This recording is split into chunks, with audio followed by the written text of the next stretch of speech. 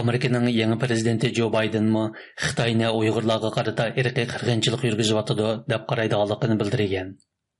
Washington kuzatuvchisi gazetining 24 yanvar xabar qilishicha, Oqsaroy Davlat xavfsizlik kengashining bayonotchisi Emily Horn mazkur gazetining muxbiriga prezident Bayden Uyg'urlarga qartilgan bostirishni irqiy qirg'inchilik deb atadi va uningga mumkin bo'lgan eng kuchli iboralar bilan qarshi turadi degan.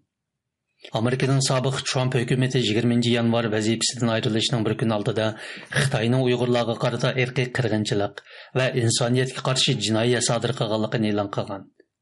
Biroq Trump hukumatining bu qaroriga yangi prezident Baydenning qanday inkas bildirishi xalqaroning diqqat nuqtasiga aylangan. Prezident Baydenning axborot bayonotchisi Jen Psaki o'tgan juma kuni muxbirlarning bu vaqtdagi savoliga prezidentning buningga qarab chiqadiganligi, uning ilgari Uyg'urlar uchrayotgan qo'rqinchli muomala to'g'risida so'zlaganligi, biroq bu to'g'risida o'zining deydigan boshqa so'zi yo'qligini bildirgan edi.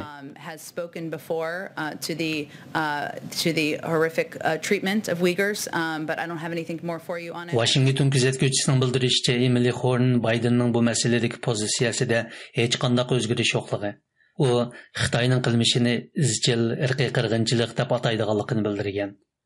Buning oldida Bayden hukumatining tashqi ishlar ministri Antony Blinkenmi Amerika Kengash palatasining guvohlik yig'inida sobiq tashqi ishlar ministri Pompeoning bu vaqtdagi qarorini qo'llaydiganligi, Xitoyni Uyg'urlarga irqiy qirg'inchilik yurgizyotidi deb qaraydiganligini aytgan edi.